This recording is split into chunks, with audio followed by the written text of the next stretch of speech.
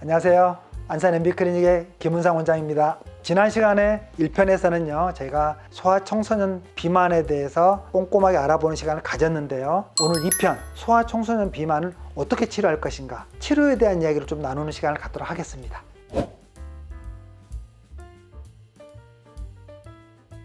현재 성인들이 처방받는 비만 클리닉 약물들은 사실은 소아청소년한테는 해당이 안 됩니다. 13살이 넘으면 가능한 약들이 또 몇 가지가 있긴 합니다. 그래서 첫 번째 약물이 뭐냐면 삭센다라는 주사입니다.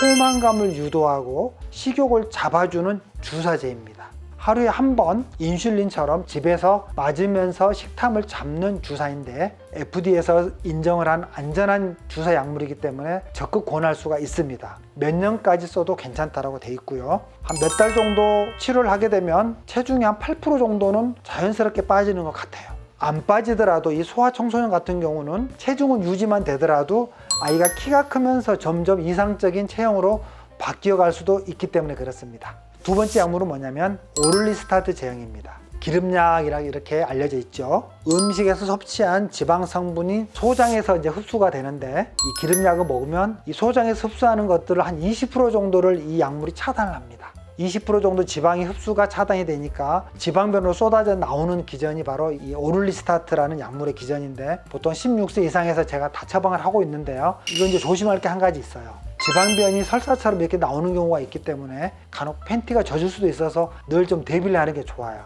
그래서 학교에서보다는 집에 있을 때 저녁에 먹는 것들을 주로 많이 권하고 있습니다. 세 번째 이 약물은요, 플루옥소틴 제형 약물이에요. 일명 해피필이라고 해서 기분의 기복을 없애주고 평온하게 해준다라고 알려져 있는 약인데요. 주로 우울증 환자의 기분을 낮춰주는 호르몬 제제입니다. 소아청소년 우울증에도 많이 쓰고 있고요. 또 제한적으로 청소년 우울증을 동반한 비만증, 스트레스성 폭식증, 또 PMS라고 해서 생리 전후 증후군이 나타날 때 그때 많이 식욕이 좋아지거든요. 이럴 때 제한적으로 처방을 해볼 수가 있는 약물입니다.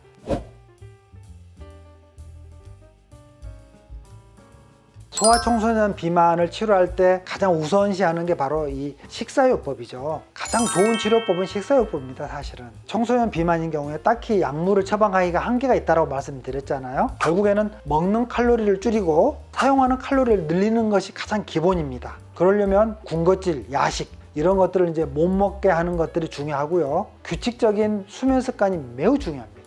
몇 가지 이 식사요법에서 이 팁을 좀 드리자면, 첫 번째로 이제 아이하고 이 식사에 대해서 대화를 자주 하셔야 됩니다.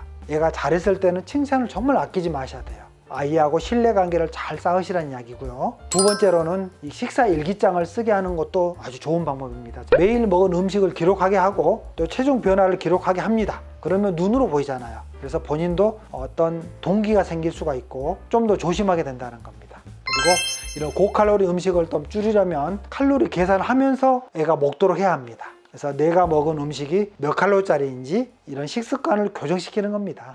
세 번째는 규칙적인 운동 습관입니다.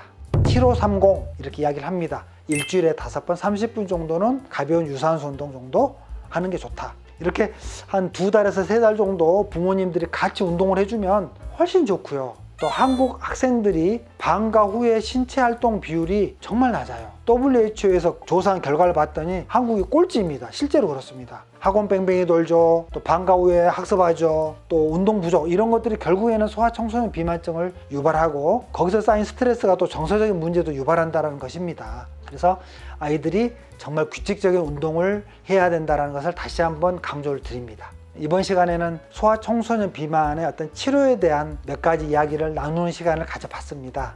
소아청소년 치료하는데 많이 도움이 되셨기를 바라면서 또 좋은 주제로 찾아뵙도록 하겠습니다. 이상 MB클리닉의 김은상 원장이었습니다.